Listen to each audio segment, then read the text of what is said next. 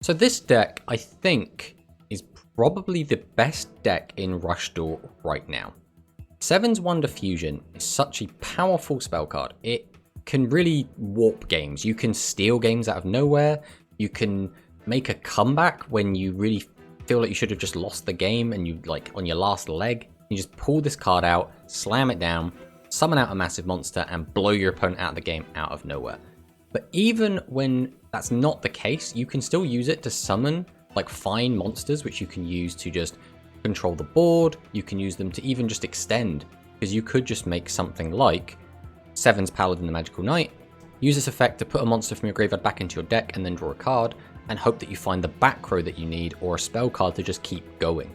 So this deck just does so much, and it's all off the back of Seven's Wonder Fusion. So we can fusion summon by shuffling monsters from our field or graveyard into the owner's deck as material, including Seven's Rogue Magician. That basically limits us to only Seven's Road fusions, but there are quite a lot of them. We have Sevensgias we can go into Seven's Chariot, Master of Seven's Road, Seven's Paladin, Magician of Dark Sevens, and Transami Road Rhynac. So there's all these different options available. So for this deck, we're specifically focusing on Sevensgias the Magical Dragon Knight, and his little brother, Seven's Paladin the Magical Knight. We don't really want to be clogging our deck with all the other materials just to kind of have a bit more of a toolboxy nature, when we can instead focus on the really important fusions that we always want to get out and use them to just kind of overwhelm our opponent and win the game. The other big thing is that they both work with Magical Lance Grace Spear. So this card can give a Magical Knight or Spellcaster monster 200 attack and piercing, but if the equipped monster is a Magical Knight type, it gains an additional attack equal to its level times 200. The only monsters we have access to that are Magical Knights are Seven's Paladin Magical Knight, Sevensgias, and Seven's Chariot. The other three, being Master of Seven's Road, Master of Dark Sevens, and the Transami Road Rhynac, unfortunately are not Magical Knights. These are Spellcasters, and Transami Road Rhynac is a Light Galaxy monster, so it will not gain the extra bonus from Grace Spear. So if we look at these fusion monsters, Sevensgias is definitely the finisher of the deck. It is very, very, very powerful. 3000 attack, 2500 defense, made with Seven's Road Magician, Multi-Strike Dragon Dragius. If your opponent has a face-up level 7 or higher monster on their field, you can send the top card of your deck to the graveyard. Multi-choice effect. Either this turn, this card gains attack equal to the number of different types in your graveyard times 700, and it can make up to 2 attacks on monsters, or destroy all face-up cards on the field. So destroying all face-up cards does come up, but often not. Most of the time we'll be using the other effect. The other takeaway with this card is you can only use it if your opponent has a level 7 or higher monster. When I was first picking up this deck, that tripped me up a bunch. My opponent would have like a couple level 6s out. I'd slam this down, try and use its effect, and be like, oh, nope, that doesn't work. So you got to really make sure your opponent has a level 7 or higher and when you summon this. Otherwise, a lot of the time you'll actually want to make our other card, Seven's Paladin the Magical Knight. They're made using Seven's Road Magician and Swordsman of Roadstar. Good old Swordsman of Roadstar, he's back. We can send the top card of our deck to the graveyard, which again is great. We like having cards in the graveyard. Multi-choice effect. This card gains attack equal to the number of different attributes in the graveyard times 400 until the end of this turn, or shuffle one monster from your graveyard into the deck, draw a card. So the attack boost, again, can be very relevant. We can get this guy up pretty high, and sometimes that will be enough to close a game. We can get it high enough to take out maximums. There's a lot that Seven's Paladin the Magical Knight can do, but a lot of the time I end up using it to draw a card, and that's because finding another copy of Seven's Wonder, finding a Graceful Charity, finding Magical Lance, finding Ship of the Seven Treasures, finding Magic Cylinder, just any kind of back row, finding a Sea Dragon Knight, finding Pitch Black Warwolf can just be game determinative. Just dropping down any of these cards, protecting our big fusion monsters that we want to try and end the game with, can just win the game on the spot. So if we go through the card by card, we have Swordsman of Roadstar. This card, again, is just used for our fusion. We've decided to max out on it because we want to find this card as often as possible. So on its own, this card is completely useless, but we're maxing out on it because, again, we want to see it in our graveyard ASAP. So we decided to max out on 3. So next up, we have Multi-Strike Dragon Dragius and Seven's Road Magician. These cards have been around. These are like the first 2 Rush cards ever made. They came out in the very first starter decks, and they are still good to this day. Dragius maybe has fallen off just like a little bit, but 2500 attack that can attack twice, and one of those attacks can be direct, is still really good. And being able to self-mill, again, almost all decks want to fill up the graveyard with stuff. So filling up the graveyard in this deck is fantastic because we want to stick all of our pieces in. We want to mill Roadstar Swordsman, we want to mill Seven's Road Magician, we want to mill other copies of Dragius. We also want to mill just a lot of our other cards just to get them in the graveyard so we can pay effects like Sea Dragon Knight to put them back into our deck and keep the loop going. Same goes for Seven's Red Magician. Still a really, really strong card. In this deck specifically, we only have one fire monster and we don't have any wind, which means this guy does kind of cap out before he gets to that 3,900 number. But a lot of the time, we just want him to kind of get to like 3,000, attack over an annoying threat, and then kind of get rid of it, and then fuse it off later. But that's not the end of the world.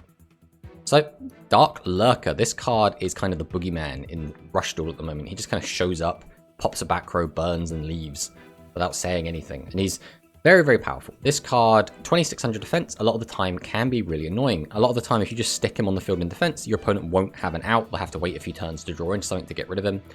Plus, you can use his effect to pop a back row, inflict 1,000, put back in your hand. Then you could summon it out again and pop another back row if you just need to get rid of all your opponent's back row. The burn damage really does add up as well if you're in a simplified game state and you don't want to run into, let's say, like a magic cylinder, or you don't want to just attack in general. You can just keep summoning Dark Lurker, popping back row, dealing 1,000 and wins through the burn damage, which can be a viable way to win the game. Or you can use this effect, pop a back row, put it back in your hand, and then send it off with Ship of the Seven Treasures. Just discarding it, drawing 2 cards, and then trying to keep the turn going, trying to just keep extending into what other plays you have available. So Pitch Black Warwolf is, again, very important for this deck. It doesn't have to be Warwolf, but it should be because it makes more sense than Mirage Dragon. So Pitch Black Warwolf is a dark. We don't actually have that many darks in here. We're basically just on the Warwolf, the Sevens Road, and the Dark Lurker, which means we want to have lots of darks in our graveyard to facilitate our Sevens Road and our Sevens Paladins effect, which need us to have lots of different attributes in the graveyard. But on top of that, it is a Beast Warrior, which helps out with Sevensgias' effect, because Sevensgias needs us to have different types in the graveyard, not different attributes. So we want to be playing just as many different types as possible, while still trying to stay as consistent as possible. The Barrier Statue of the Inferno is just a catch-all. This card is just really good into pretty much the entire meta right now. I mean, Warriors, I guess, don't need to special summon as much, but Wonder Fusion, Thunderbolt, Sea Serpent Maximums, XQT, Cyber Dragons, just every good deck right now wants to be special summoning. So just having a way to stop it is really, really good, because your opponent's going to have to get rid of this card at some point if they want to win the game, basically, if they're on a special summon oriented deck. So even though you have summoned it, your opponent's going to have to get rid of yours in order for them to play, which will then let you play. So as long as you don't get completely blasted out of the game in that turn, you're probably good to then combo off on the following turn. So Sea Dragon Knight, we decided to max out on this because I feel like we needed more shufflers. We just wanted more ways to get cards from our graveyard back into our deck, and Sea Dragon Knight is a fantastic way to do that. It's a Water Sea Serpent, which is nice as well for aforementioned reasons. It's a different attribute and it's a different type. On top of that, shuffling cards is relevant, 1300 is relevant, and occasionally it can actually pop back row. The other thing we can do with this card is look at our opponent's face downs, and then usually pop them with Dark Lurker when we've like found the magic cylinder. That's kind of the mini game we get to play with it. So Philian Dwarf is a 1200 attack Earth spellcaster monster that is in here just to mill. That is what it does. It summons and it mills. This card is specifically good because it does not have a requirement other than the turn it's summoned. So our opponent doesn't have to have a monster, our opponent doesn't have to do anything. We can turn 1, slam this down, mill 2, which can be really, really good. Amazing Dealer needs no introduction, one of the best cards in the game. If you have 3 or less monsters in your graveyard, pay 300 life points, send 3 cards from your hand to the graveyard, draw 3 cards. A lot of the time we'll just want to send a load of our big monsters, and ideally our monsters that we want in the graveyard, such as our Sevens Road or our Dragius, draw 3 cards, and then hope that we get into something like a Sevens Wonder Fusion, or we get into one of our other big boss monsters we can tribute off. Basically, it just extends, it mills, it fills up our graveyard, gets a lot of stuff we want. It's just a fantastic card all round, and shouldn't need to explain why it's in it, really. Nimble Lemming. Now, this is a pretty cool card.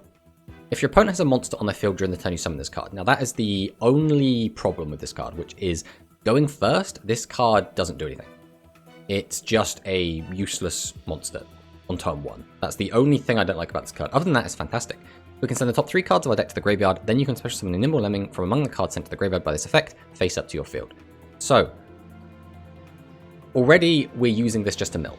That is its primary function, is mill cards into my graveyard, please. It's also a beast, which again is nice, because again we want lots of different types for good old Sevensgias. But the other effect does occasionally come up, which is if we mill another Nimble Lemming, we can special summon it, and then we contribute both of our Lemmings off to get out one of our Dragius or our Sevens Road or our Dark Lurker, which can actually win some games. There have been several games I played where because we've gotten the Lemming, we've been able to extend further than we could have and able to win the game from it. So Nimble Lemming really shouldn't be underestimated. Next up, Galactica Jamais Vu. So there's a bit of a theme going on in this deck, and this is a theme that you see in pretty much most Rush decks, which is reusing cards from the graveyard is very good. So Galactica Jamais Vu is one of the only ways to put spells from your graveyard back into your deck. And we get to draw a card to boot. Unfortunately, we can only do it when he's the only card on the field, but that is fine. A lot of the time our board's going to get wiped, and we can slap down Jamais Vu, shuffle 2 really important cards, such as 2 copies of Seven's Wonder Fusion, or Graceful Charity, or Grace Spear, or Ship of the Seven Treasures, chuck them back into the deck, draw a card, again just extending, gaining more advantage, giving us more options to combo off and do what we want to do.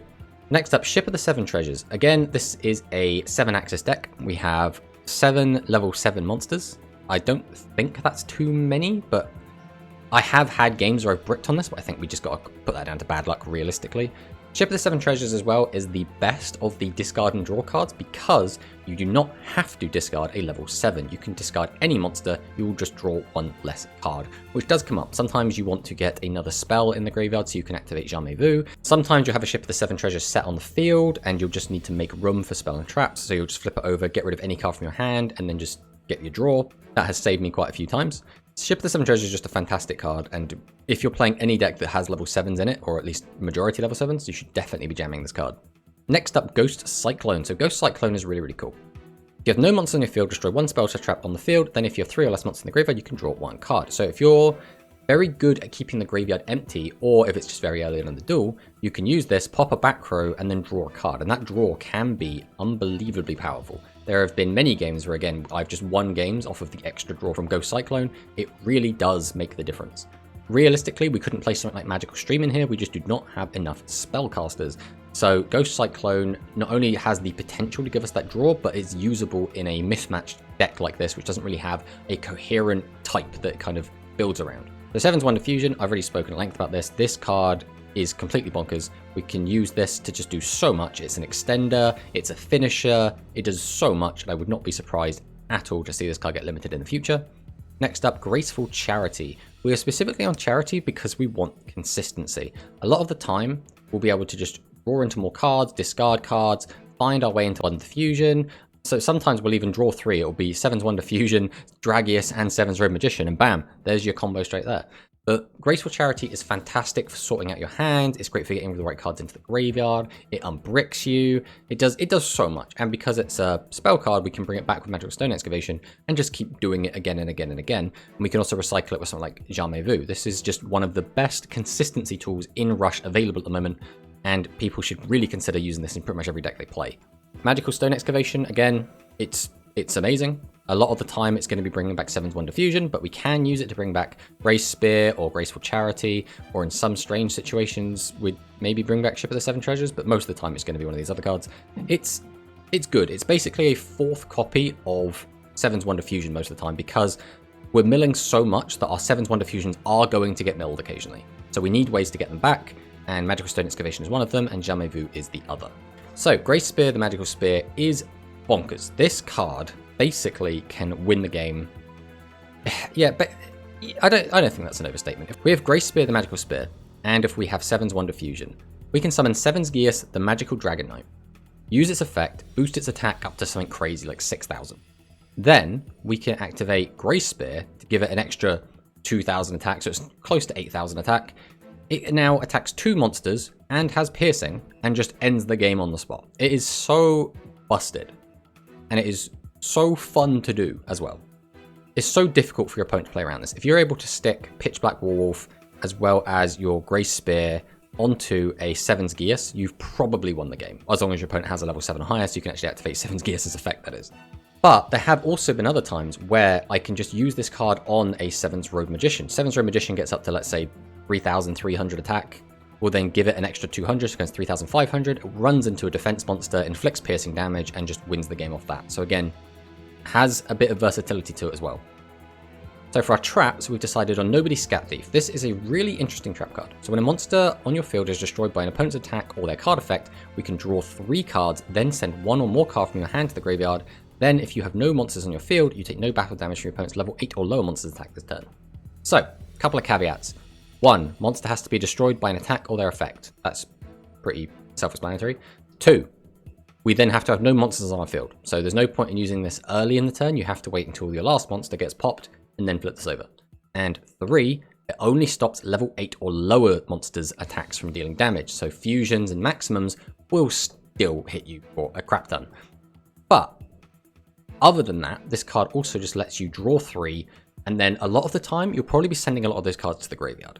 If, for example, I drew out, you know, Dragia, Sevens Road, and like just a regular monster, I'd probably throw them all in the bin, because then I'm getting closer to finding Sevens Wonder Fusion. We've now set up the graveyard, and we're kind of good to go. But if we draw into, let's say, Sevens Wonder Fusion, Graceful Charity, we're going to obviously keep hold of those. But the fact that we're able to choose, because of the way that Rush works, where every turn we refill our hand, being able to just draw a load and throw them away is basically saying these are cards that I'm now not drawing next turn, which is a really, really powerful effect. And Nobody Scout Thief, I think, has been underestimated by quite a few people, but this card is really, really strong. And then Magic Cylinder, the most hated, I want to say, card in the game at the moment. Magic Cylinder, basically, so to take a step back, the meta at the moment in Rush seems to be make giant guy, right? Whether that is a Sea Serpent maximum that gets to enormous heights, whether that's a giant Sevensgias, whether that is just a Sevens Road Magician that gets big, or whether that is a Gearfried that boosts its attack up. Regardless, a lot of decks want to just make a giant guy. Oh, not even forgetting the Light and Dark Galaxies that also want to make a giant guy. A Magic Cylinder basically says, I'm going to take all that damage you've just pumped into it and throw it back at your face and try and just win the game on the spot. So a lot of the time, this card can just steal games. There have been many times where you see lethal, but you don't go for it because there might be a Magic Cylinder there, and so you'll sit there spinning plates, trying to get your Sea Dragon Knights, trying to get your Lurkers, and make sure it's absolutely safe before we declare the attack, because losing to Magic Cylinder never feels great. So, looking at our side deck, it is basically here to try and counter very specific threats. We are using this side deck to try and stop Sea Serpent maximums. We're also using it to try and stop other graveyard-oriented decks. So, for example, if we find ourselves in the mirror match, we might want to bring in our backbeats, and we might want to bring in our word working to have a bit of graveyard hate. If we know we're going second, we might want to bring in Ghost Cyclone. Sometimes we bring in Heavy Storm if our opponent's on quite a few traps. Sometimes that can come up, but it's very niche, and we very rarely actually bring this in. We bring in the Vanity's Fiend, the Talismanic Seal Arrays, the Taxes, and the Torrential, all for the Sea Serpent maximum, because that deck still can cause some big problems. Nobody Scat Thief, this has come up once or twice when my opponent's on a specifically destructive deck. I think we brought this in a game against Fiends, where they kept using heavy metal to pop our cards. We could just use Nobody Scat Thief and not take any damage for the turn. Very, very good in that matchup specifically. The protection, again, good into spellcasters. If they're just going to be spamming Dark Revelation, then this card is really, really good into that. And yeah, that's kind of the deck. The deck does a lot. It is very competent. A lot of the time you can turn a nothing hand into full combo just very easily. So the deck has legs. I think, like I said before, I think this might be the strongest deck currently. Just having all of the power of Sevens Wonder Fusion in one place is so strong. Being able to just cheat out a monster that can just end the game, or just an extender to just help you keep making plays, is ridiculous. The amount that this deck can just reuse its tools from the graveyard, the amount that it can put up an impressive board. There have been many games where I've been staring down something like a Vanity's Fiend or a Barrier Statue, and I'm able to just win the game with Multi-Strike Dragon Dragius and Sevens Road Magician. Just these cards on their own are good enough to play under Floodgates and be able to win games. But the fact that you can have those, like, maybe they're a little bit underpowered now, but they're still good enough. And you can also play them with Sevens Wonder Fusion. So after you've used them up, you've used them, they've got some value, maybe they've traded a little bit, you then just slam down Sevensgias and just completely wreck face with it. So yeah, I think this deck is completely bonkers. And let's go into some replay so I can show you what I'm talking about.